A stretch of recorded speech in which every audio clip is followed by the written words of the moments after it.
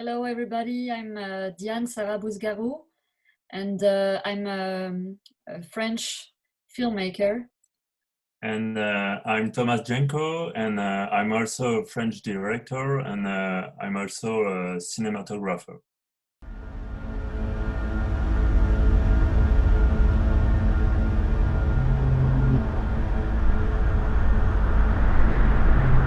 Fuck the ones in space. Fuck the ones on the moon. Fuck the ones on Neptune. Fuck the ones on Pluto. Fuck everything.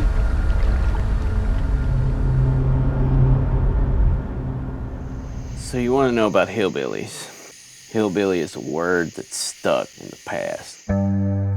We got about 100 years of coal mining. It totally changed everything, really.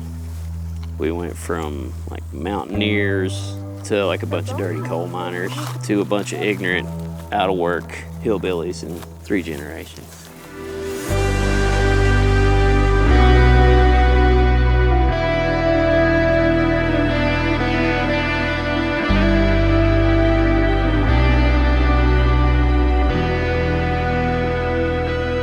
Everybody knows that we're uneducated, poor, violent, racist, inbred.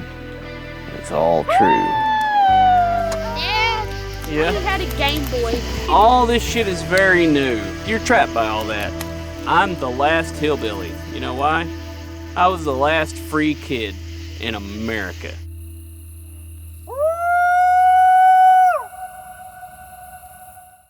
That is the trailer for the award-winning documentary, The Last Hillbilly. And this is Factual America. We're brought to you by Alamo Pictures, a London-based production company making documentaries about America for international audiences. Today, we're talking about a part of America that is vanishing before our eyes, specifically rural Appalachia, as chronicled in the documentary, The Last Hillbilly.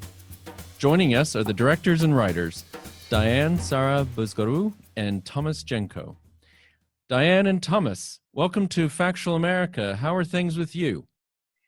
Well, as good as it can be under this situation. Yeah, we've had we had a director on from California who described it. He's COVID good. Yeah. Well, we just That's a good answer. yeah. No, it's a weird moment to live, and we're kind of looking forward to be alive again. Exactly, in all that actually means. So we're talking about the film The Last Hillbilly, premiered late last year, I think. Won Best International Doc at the Torino Film Festival. You got a special mention at IDFA under the first appearance category.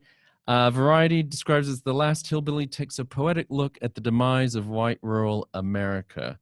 Thanks so much for coming onto the podcast, and congratulations. As you've already alluded to, 2020 was and has been quite a challenging time for most of us, but in many ways, it's been an incredible year for you two, hasn't it?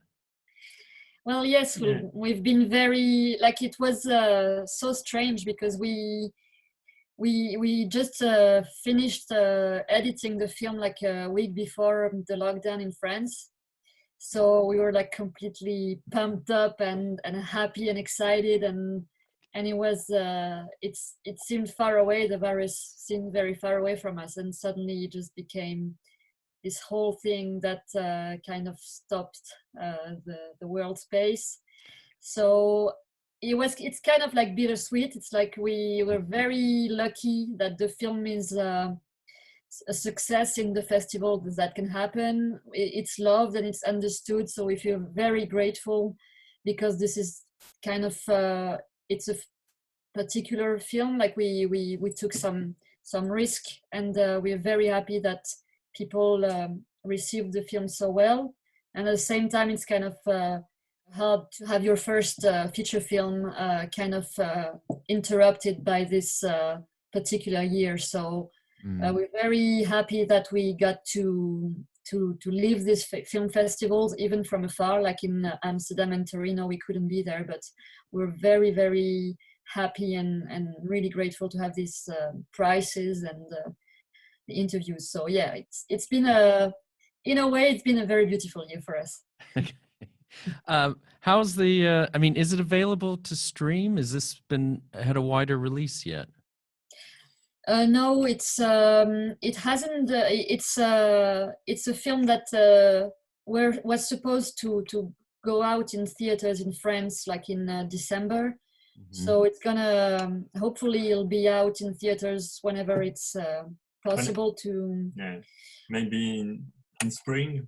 We hope now it's in spring, and then so far it's we are looking for that, and it's not going to be streamed online for now. Okay. Well, we'll keep an eye out for it because I'm sure this will see the light of day. I'm certain of that. If you don't mind, I mean, so unless they've been at were part of some of these festivals, very few of our listeners will have seen this film. I'll leave it to whichever one you want to answer this, but maybe you can give us a little bit of a synopsis of the film. What is The Last Hillbilly about? Well, it's a film about a world that is kind of on the verge of disappearing, or there is a sense of an era that comes to an end, and it's embodied in the path of a man that's called Brian Ritchie that lives in eastern Kentucky. So who is a hillbilly, which is a word that is famous in America, but it's not that famous outside of it. And so it's an insult, like it's a cliche of people that live in Appalachia. And so we go through his mental and daily path, and it's a fresque on several years on how this man captures and goes through this moment where he realizes that he lives on a wasteland, and that what was before is no longer here, and what the cliche represented in a bad way is no longer here, nonetheless, because there is it's an area that was once very much isolated and kind of lived kind of like the pioneers, like the people that came to America.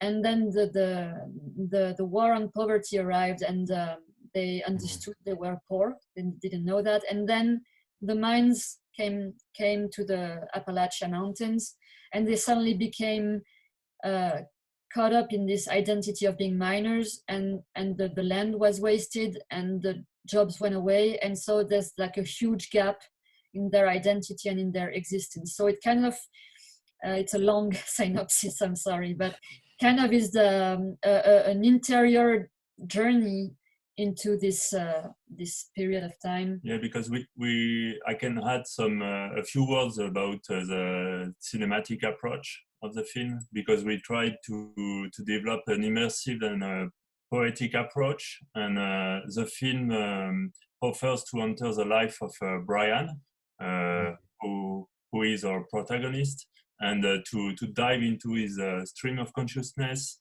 and with a lead voice of his poems.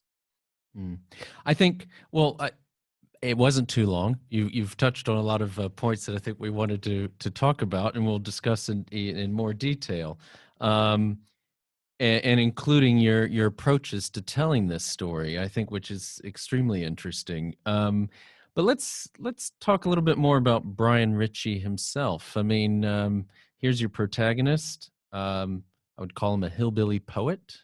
As you say, the word hillbilly, for those who don't know, I mean, yes, it's derogatory, maybe not quite as, I don't know, it's like redneck or hick in American English, you know. But he's a very interesting individual that you've brought to the big screen. So maybe you could tell us a little bit more about this man, Brian Ritchie. So first of all, we met him by chance in 2013 in the parking of a fast food in Kentucky, but it was not in the east of Kentucky; it was in the west of Kentucky. And he was very surprised to see some French people in his place, and he heard us talking in French, and he decided to come to us, and we talked a bit, and then he said to us, "Oh, you know, I can introduce you to the true Kentucky, which is my place, which is in Appalachia. So if you want to, you can go with me tomorrow to my place, to Appalachia." So that was the first meeting with Brian. Yeah, and we were like incredibly lucky to find this man, because he's quite a man. Like it's unbelievable. We met him by chance, and so we really was really, at first it was really like a friendship, a strong friendship between us, because he was very eager to explain us what was behind this expression hillbilly. And at first he was very kind of he was quite at first he was quite positive. He was in this moment where he was like really finding this insult, so he was kind of taking this insult and trying to make something out of it. And at first it was something that he was really eager to share. And also, while we lived in his trailer in Appalachia, the whole time we filmed, which is like kind of from 2015 to 2019, we lived with him and his family, and so we got to be very close to him. And he's a terrific poet. He's a very talented, and we discovered his texts. Like, he had all kinds of notebooks, and we were very struck by his the power of his words and his poems. And he kind of instantly became a character. Like, you could like, he had this charisma, he had this way of putting out in words a very strong testimony of what was going on, both in his inner world and in the outer world, which was kind of all even bigger than just Eastern Kentucky and what Appalachia was going through. So it was kind of obvious very quickly that this man needed a film to be done with and on him. It was like we just met this character on the road, you know. And well, it strikes me that, I mean, it says a lot about him. I mean, he recognized you were French, or at least foreign, and just approaches you. I mean, this isn't your typical person anywhere. I mean, not just in Kentucky. No, he's very curious, very bright, and he is this weird self-taught intellectual that really was it was very important to him that we were strangers and that we didn't have any idea of the hillbilly meaning. So we were kind of virgin on this identity. So I think it was important for him, because if we would have been like New Yorkers or like somewhere elsewhere in America, it would have been very complicated. Because there is this whole cliche and the weight of the cliche, and so it's kind of like both sides look at each other with defiance, and so we were out of that equation immediately. Just a quick question: what were two French filmmakers doing on vacation in Kentucky? Well, that's exactly our point. We wanted to be in the smallest remote place in America. We wanted to go out of the touristic path. That's what we were looking for at this moment. We kind of decided like we wanted to go kind of to the south of America, and we happened to have heard about the feuds, like the families fighting each other in like in the beginning of the Hatfields and McCoys. Exactly. So we were like, what the hell is going on in a small town in Kentucky? And what the funny thing is that we called to, like, we booked a hotel in London, and so when we called, they were like, "You're sure you want like London, Kentucky? This is not London, England." And we were like, yeah.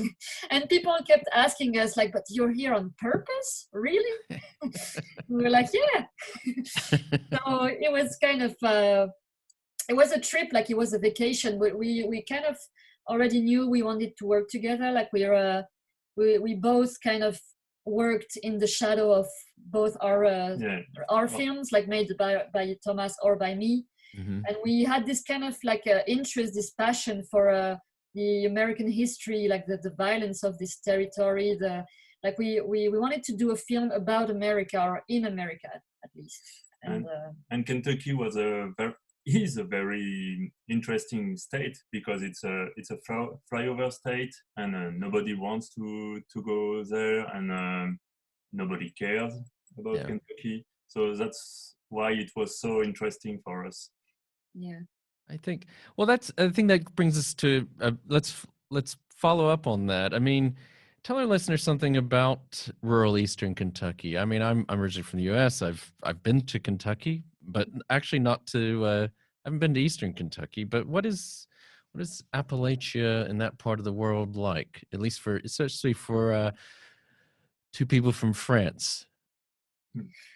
Well, it's beautiful, first of all, because it's like the Appalachian Mountains are very, very beautiful, even if it's the end of these mountains. So it's mainly hills, and it's very isolated. Like you're in the center of America, but it kind of feels like you're out of America, because people are so far away from the world, the city. They have a very strong mountain life. Like you can feel that people live off the land, they live for the land. They are kind of their feet are in the mud of Kentucky. They're very there's this long tradition. It's a place where like the generation of like the grandparents, like the older people, they lived in conditions that are very far from our conditions, because they didn't have like roads. They were very, very much isolated until like the 1950s or something. And so it's mainly hills and all. It's a lot of so Kentucky was really built on this family clans that were like kind of fighting each other for a long, long time. And so there is a lot of people that have relatives in the county, and so it's very much clanic, I would say, and people live like on the bottom of the hill or on top of hills, and there is a long tradition of being kind to one another, like being helpful to one another, and to be self-sufficient. There is a strong desire to not to be submissive, to be submitted to the federal state. Like we, as French people, it's kind of weird because we expect everything from the state, and in America in general, we kind of felt that it was opposite. Kind of the opposite. It's like, no, we don't want your help. So it's kind of weird for us, but interesting. And in Kentucky, you can add that because they like, you don't really see much, not in Kentucky, but like in this particular area in Appalachia, you don't really see much of like representatives of the states. So you kind of feel,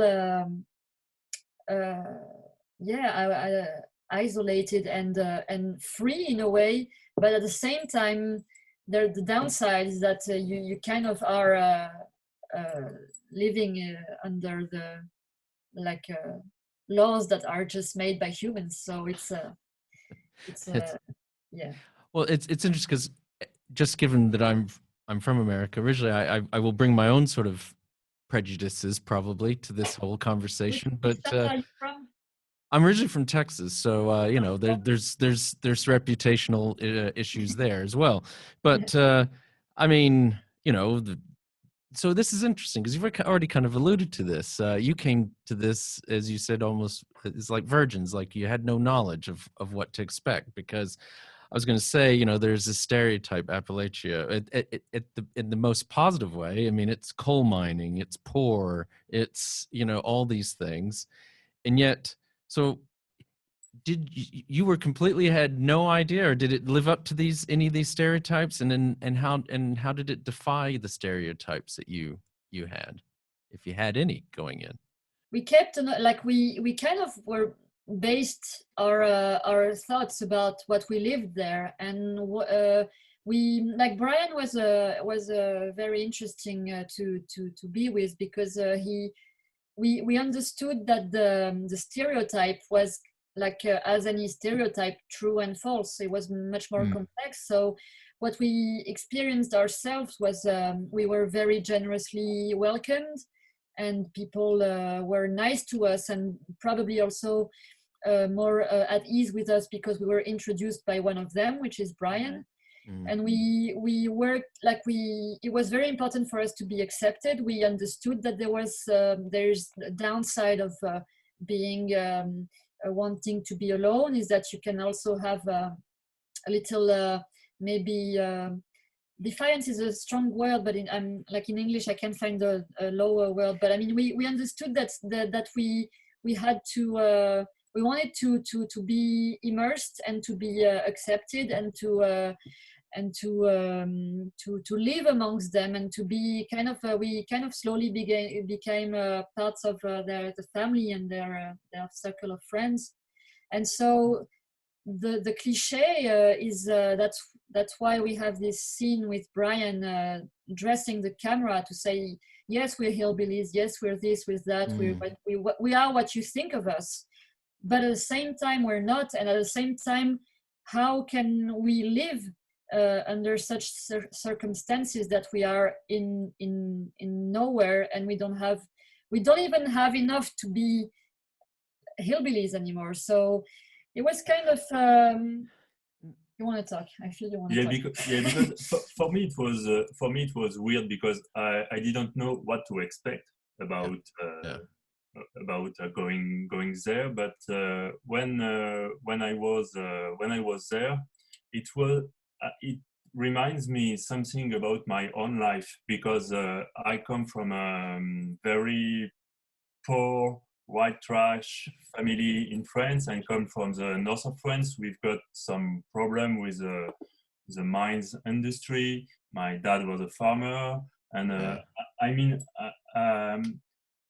I've got so many stuff in common with these people, and for me it was very, very, very weird to face that at this moment. So it gave me a key to understand how it works. And yeah, we're not very much interested in having this stereotype be the subject of our films. It was more how, like, the perspective of the past and the present and the future, and how no matter what identity it is an identity that has, of course, that can sometimes relate to the cliche and sometimes completely go against the cliche. So it was kind of like a very dense experience of this stereotype. But what we were most interested in is that Brian was kind of like questioning this culture and questioning this moment of history, because they're stuck in a very like long death in a way, because there is nothing left for them to live. Like there is no more mines, there is no more jobs, and their identity is what he says is kind of stuck in the past, and there is no future ahead of them. So we were more interested in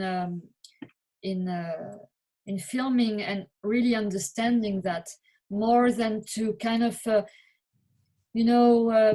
it would have been probably an easy approach to just be like, oh yeah, let's film the white trash America. But it wasn't. Like we were very close to them, even though there were, of course, some stuff that we maybe didn't agree on or something. But we wanted to be more profound and like to just really seize the moment, which was a very interesting moment, because Brian was really capturing something that relates to hillbillies, but of course we're very much about our world today. And even like anyone can relate to what he says, I think, even outside of Appalachia.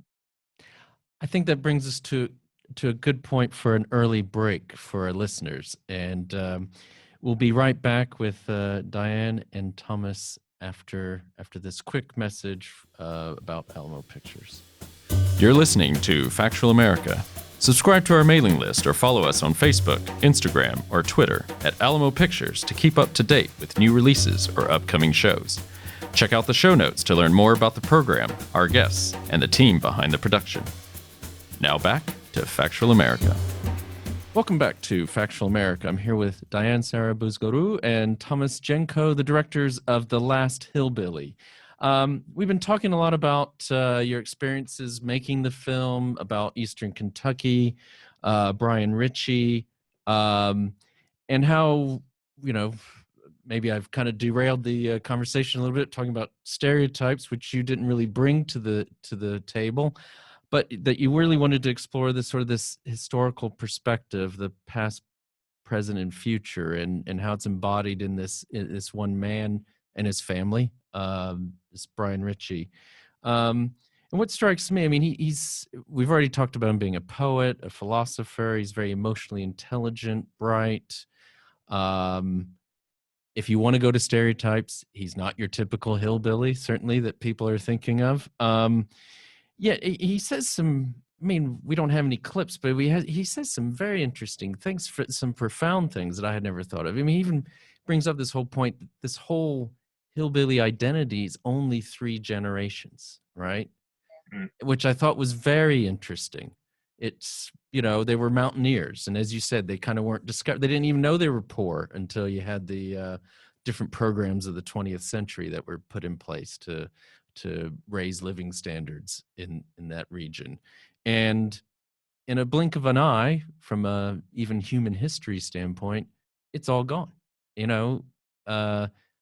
and where do they go to next? I mean, I think you've captured that extremely well and gone back to, in this era of documentary filmmaking becoming, a lot of it's quite entertaining and quite excellent on its own, but it's you've kind of almost gone back to the roots of documentary filmmaking. I would say it's very observational, except it's not purely observational. And so maybe we can start looking at the making of this film further. I mean, how did you decide to create this film that you've made, and how did you so let's start off. How did you decide to structure the story? Because that's interesting. Well, it took us a long time, because we really had our vision kind of stayed the same throughout the years of producing it. We wanted to have a film that would be aesthetically very innovative, and that we would want to create a documentary that per se wouldn't be necessarily what you expect of a documentary. We wanted to dive into his stream of consciousness and create a moment that is more poetic than narrative, and so create shots, create an editing that would make things interact in something that would not be necessarily understandable. So we wanted to dive into his stream of consciousness and express that moment in a way, and then go out of it and have more like an immersive experience of his encounters and his daily life. And we filmed for so many years, and we kind of like experienced living with Brian and his family, because we really were like very close to them, and they welcomed us very generously, so we could really sense what was going on years after years. And at first we wanted to film what it is to be a hillbilly, the interactions you like, the strong relationship you have to your land and all that. But then we kind of understood that there was something at stake, something was going on, which was, it was getting darker and darker.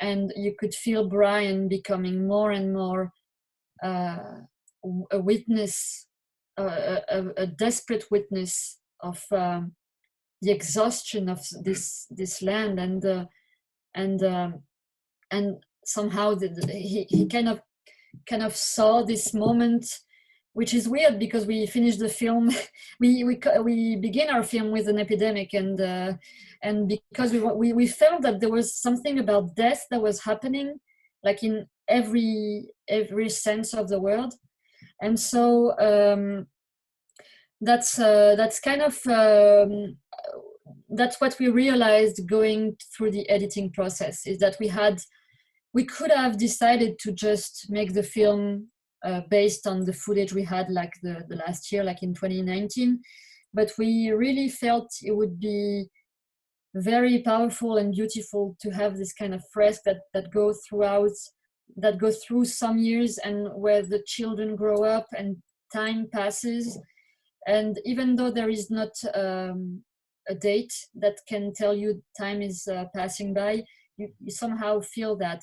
And so the structure of the film was changed from the beginning to the end of the editing, yeah. And also from the writing process through the editing process. It was kind of a very important moment for us, the editing part, because we had all that, like, it's kind of always the same in documentary. You have all this collected material, and you have to find one path inside. So we had like 130 hours of shooting so we had a lot of hours and a lot of options. We had tried all kinds of ways of directing, and it was a moment to be affirmative and to decide, okay, this is the story. This is a story of one man, Brian Richie, and this is his inner path that we want to express.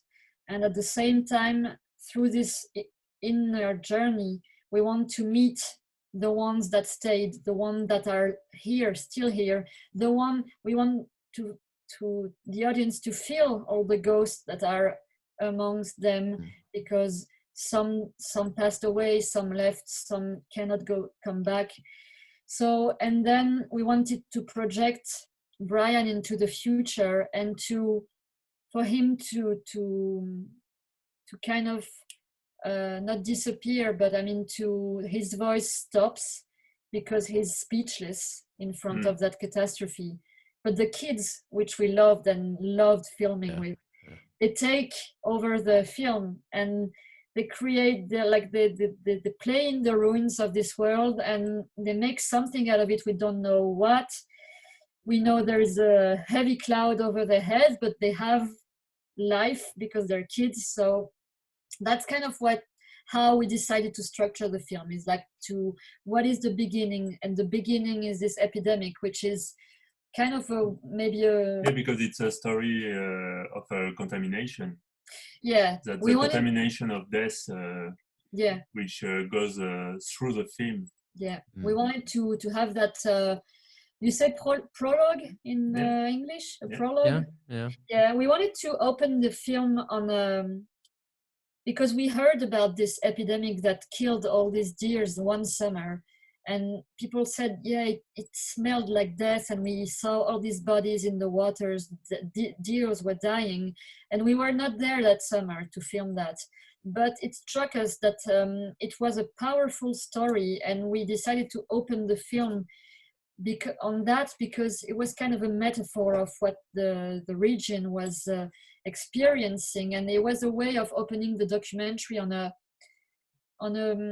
it's a tale. Yeah, it's a tale which very fastly become a nightmare. I mean. Yeah. And also we had this text that he screamed like this kind of like a preacher does. And he wrote that for us, but he decided to do that. We came one summer, and he was like, "Oh, I have this recording," and it was very important for us to use that, because it's how Brian. It's a journey through the violent days of the beginning of America, and he goes through all this amazing preach that arrives to his situation. So I found the opening quite powerful. You do, spoiler alert for those who haven't seen it yet. It starts off, you're seeing, scenes of wildlife and these deer that are essentially dying from some sort of fever that they have, and you've got the voiceover of Brian's poetry, basically, and then something we'll get to as well is the sound that's combined with it, that goes along, which is quite evocative.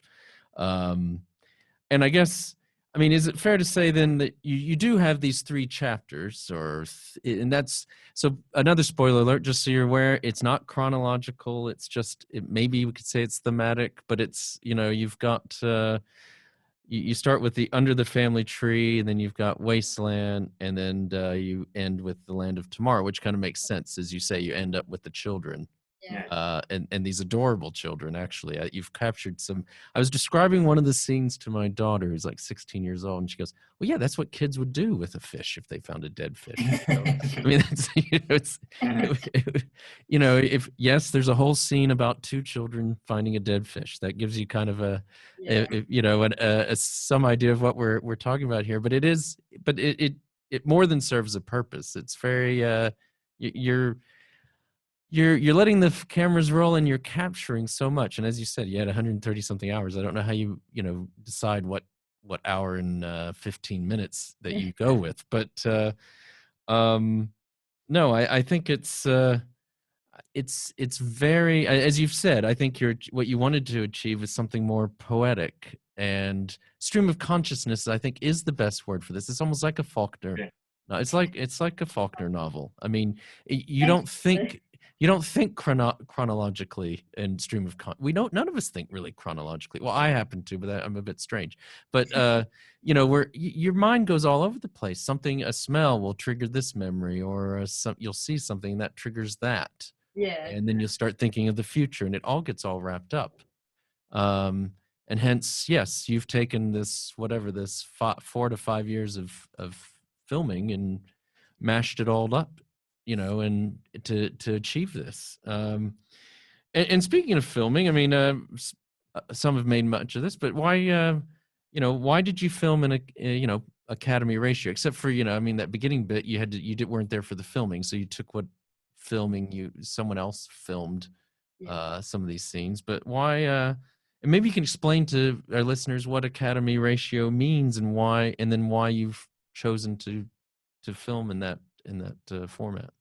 It was a choice that we made very early on, and I think it was because there was kind of the temptation of filming these landscapes, kind of like in the westerns, with like a very beautiful scenery, and we wanted kind of go maybe in a different approach of the tradition, and be like close to the bodies and close to like so the square format, it's kind of more vertical. So as we wanted to film from the earth to the sky, it was kind of like filming, being closer to the bodies and discovering the space surrounding them by being in interaction with their bodies. And it also was kind of like a way of showing that the American myth is kind of like fragmented and kind of already destroyed, and you can have like bits of pieces of it, but you can't really have the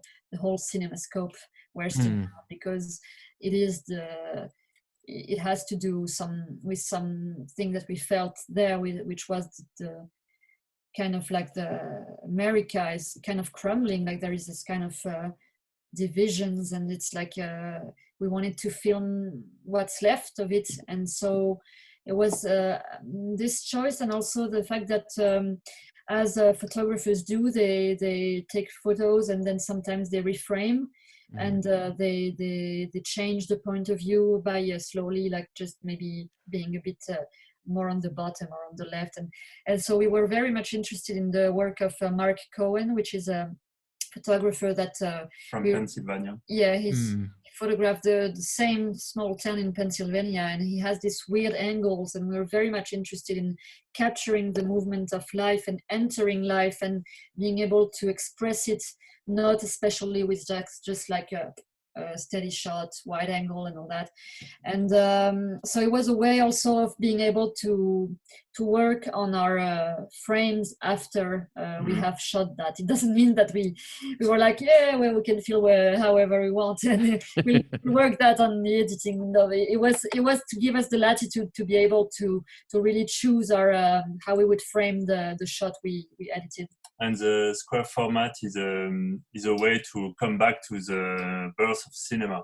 I mean, it was the format in the beginning of the cinema, which is very interesting because I think you cannot really tell in which year the film had been done. I mean, because of the format and because of the colors and. Yeah. Okay. And then combine that, obviously we know just as important is sound. And you know, I think it could have been fine. It could have, I mean, first of all, we've got Brian's poetry, his voiceover, or he even speaks to camera. And then obviously we have the, you know, we have the different people in the film talking to each other. But then you also added on, Jay Gambit's music and sounds that go along with it. How did you come about putting that into the film? And you know, and maybe you can say a little more about that. Yeah, so it's Jay Gambit, and it's co-composed with Tanya Byrne, which is we knew we wanted to work with Jay because we knew his band Crowhurst, and we wanted to have noise music from the beginning. We knew the music would have an importance in our film.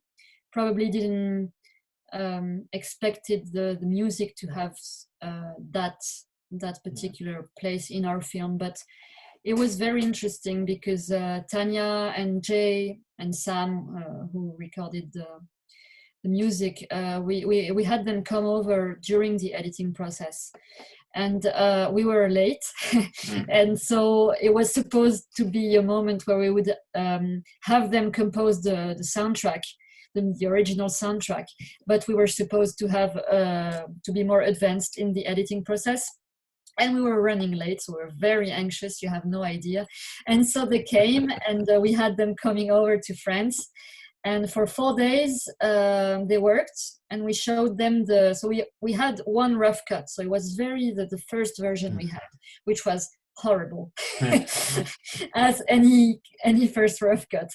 But somehow, they kind of they watched the film, we were completely like, oh my God, this is... And they understood very well what we were trying to do. Yeah, they kind of understood even things that we couldn't even, like the whole dimension of all the minds that this past that is still here and it's kind of fading away. They really got that, and they got the melancholy of how we filmed childhood, and so they worked on that first rough cut, and for 3 days we were like stressed out because we were like in the very early stages of editing, and they at the very end they said, well, we're done, we have the soundtrack for you. And so they played for us this 45 minutes of different musics, and I remember we were like I was in tears because I was so exhausted and stressed about the film, and suddenly we had this person that understood what we were going to do in advance of us, kind of. And so it was kind of a gift, and it helped us during the editing process because we decided to have a music that would be part of the narration, so it wouldn't be just illustrative, but it would really be one of the elements we would put together to create a moment. So they created a very melancholic soundtrack, and we built a lot of the scenes. Not all of the film, but like some moments are built on making sequences. Like it was also an editing thing, is that we wanted to open scenes and have them intermingle. So we open one scene and we go to another one and another one, and then you come back. So, and the music goes up and down, and you hear, like, we tried to work on what we gave as an information, a verbal information, because usually documentaries, you have a lot of interviews, and you give this verbal information to the people, the audience. And we really wanted to try to express something with words, but not like, we had a lot of interviews. We decided to not to use it. To use them, but to try to express, like, for instance, the meth epidemic, like the drugs that are really a major thing in Appalachia. We had a whole interview, but we thought with just this part of the poem and the melancholy we're gonna have to create with the music and how the images interact. We really tried to create moments where you can receive all the information you need to understand what's going on. And the music helped very much on that. Yeah, the music brings back the ghost of the past from the area. So Yeah. which was very important for us from the beginning. Or it can, like, precipitate the future. Like, for instance, the end of the film, the music is it's kind of like, so you see this dead fish, like, I don't want to give too much spoilers, but Exactly. there is a funny scene and a very funny, weird scene, but then suddenly you take some perspective and the music gets tragic in a way and dark, and suddenly you watch them from afar and you understand the future's ahead, and it's a menace in a way to these children. So it was really major element of of creating our film. I think what struck me while watching it is that and I think I have the link for one more day, so I'll have another look. It's definitely, I felt like it was one of these films you're going to want to watch much more, that you're going to want to watch it more than once, because it's like every time you watch it you're going to pick up on something, because you're not spoon feeding anything. And I think that's great. You didn't put the interviews in. Yes, there is and it doesn't pretend, you don't have to have a knowledge about these things, but if you do have a little bit of a knowledge of what's happening in parts of, or much of America, and certainly and specifically in this part of it, there is this reference to, we don't know who this person is, but someone who I at least I didn't catch a reference, but someone obviously dear to Brian has passed away because of the Oxycontin or whatever the different drugs are, that the opiates, and you get there's a lot of this, there's kind of I'm sure if I watch it again, I'm going to realize, oh, that's what that is referring to. But at the same time, you don't need to watch it more than once to appreciate, I think, what you're saying. I guess, do you ever worry about, because I was going to lead right into where you'd left off, but one thing, do you worry about in making an artistic film, and a poetic film as you have, do you worry about accessibility of the viewers? Is that something that concerned you when you were putting this together? Yeah, very. Yeah. We were definitely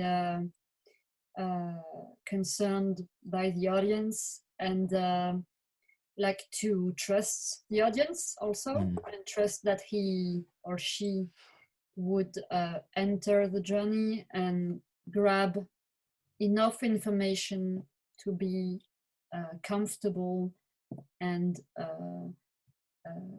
comfortable enough to go through the film without leaving.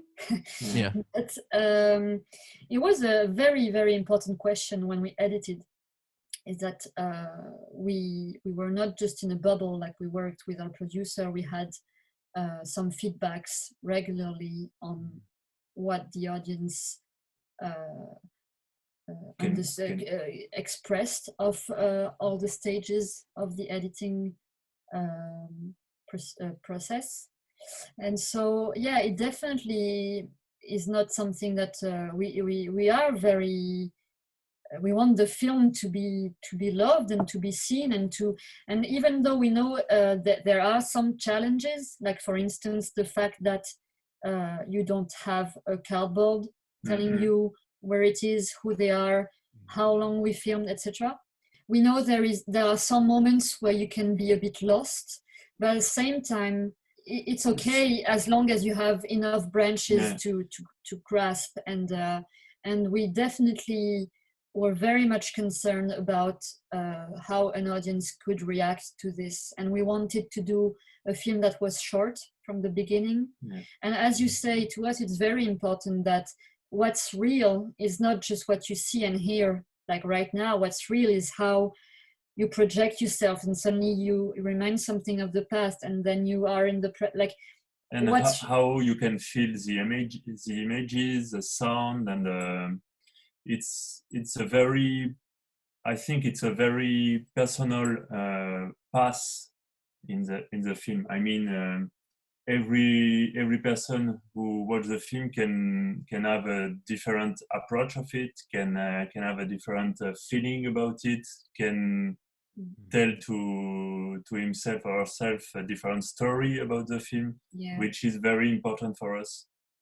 Yeah, and we were that's why we were very happy when the film came out, is that it was loved. Not all the people loved it, but I mean those who got an interest in it were very broad audience.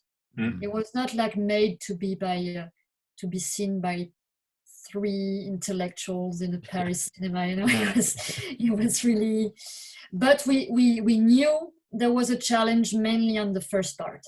We knew that, and we worked very hard for it to be not a challenge, but to be something you accept to be like in this weird river and going all, you know.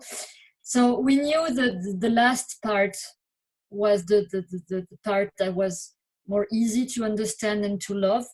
And we knew that the first part was the most challenging in terms of comprehension and all that. But we stuck to our plan, and we stuck to our faith in the fact that it is an experience, and that people would... and it's a trip. Yeah.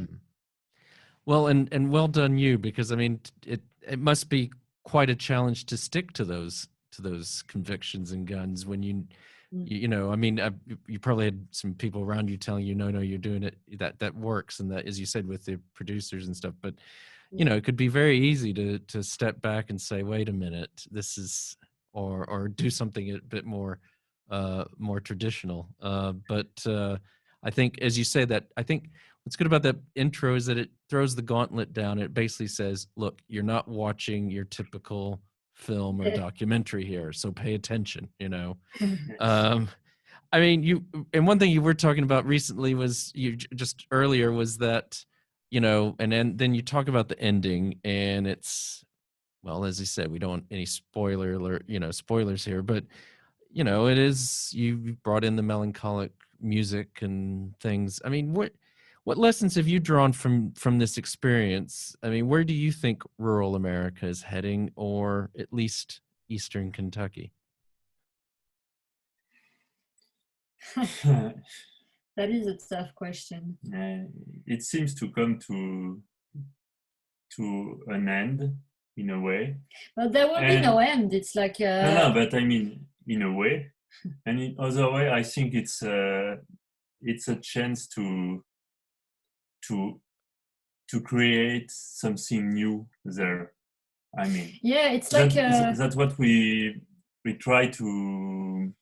That's what we try to say with the end of a film. I mean, that's why we wanted to finish the film with the kids, for instance, because the kids are the future. So yeah, at the same time we end on the, well, I don't want to say it, but yeah, no, but like there will be no end. That's the problem, is that it is just slowly fading away, because for just one reason, is that there is no wealth, there is no jobs, and no other industry comes because it's so far away and isolated that it's not worth it.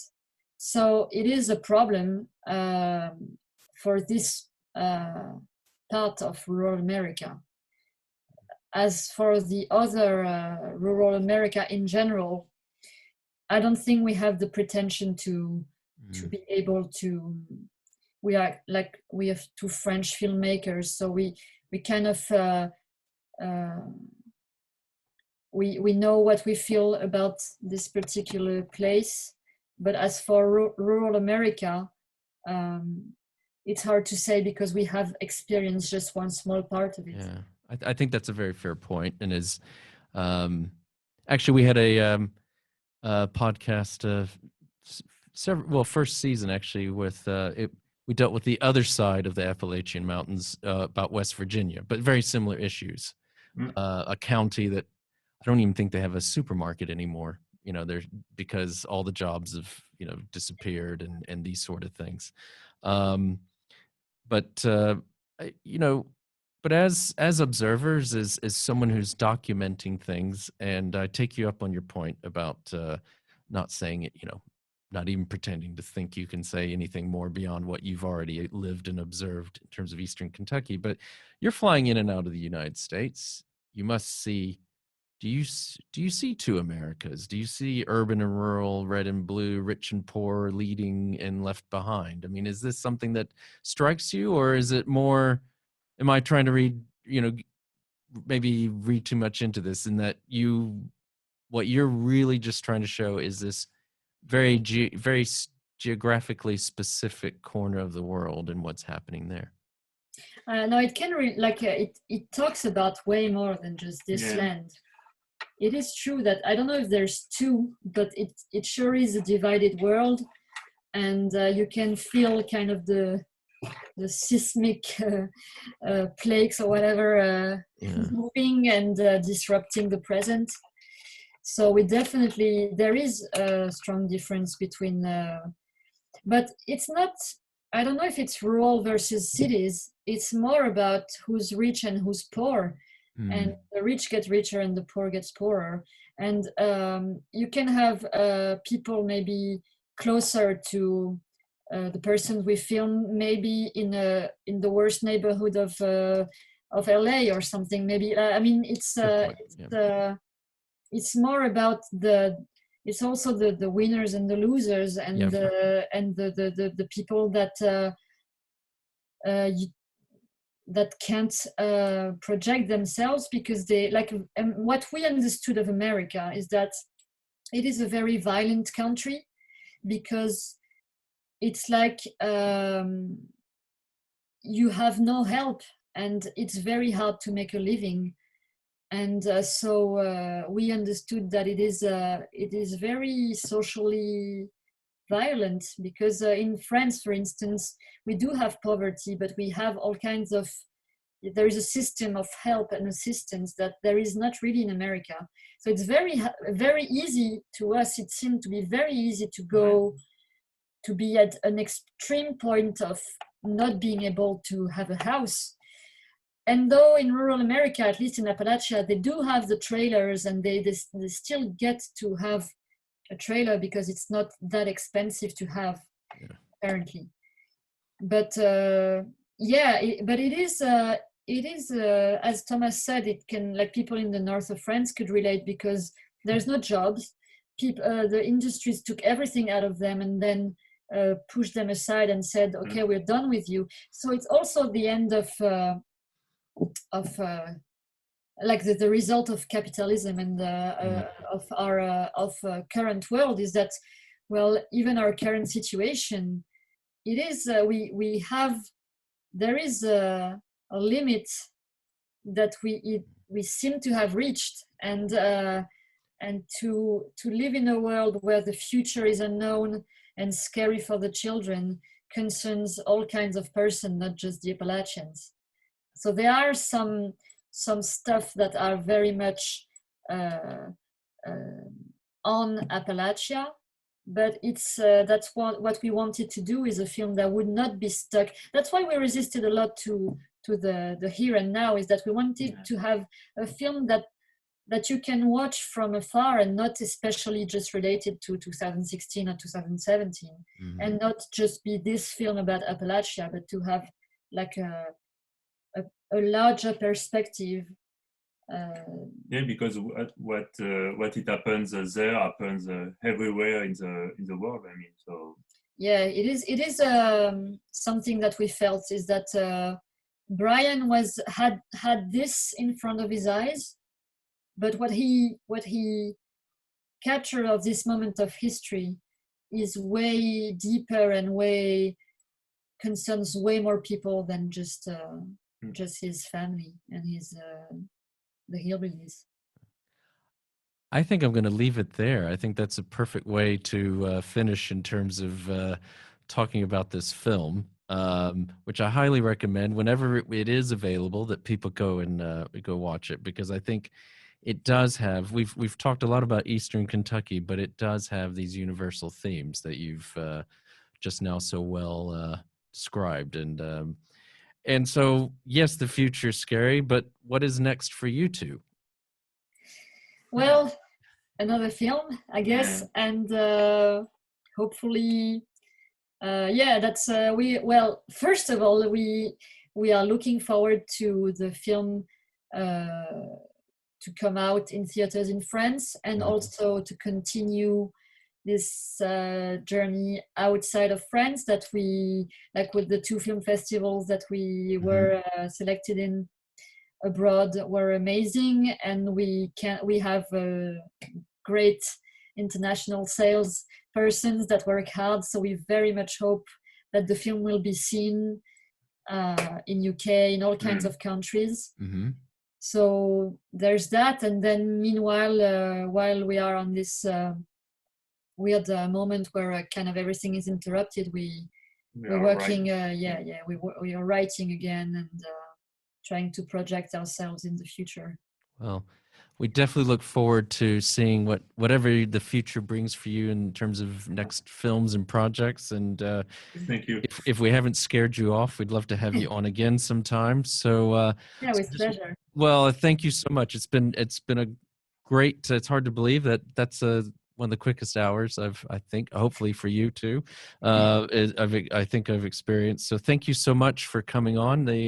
Just remind our listeners, we've had the pleasure of chatting with Diane, Sara Bouzgarrou, and Thomas Jenkoe, the directors of The Last Hillbilly. I also want to give a shout out to This Is Distorted Studios here in Leeds, England, and thank them for staying open during yet another national lockdown here in the era of COVID, even into 2021.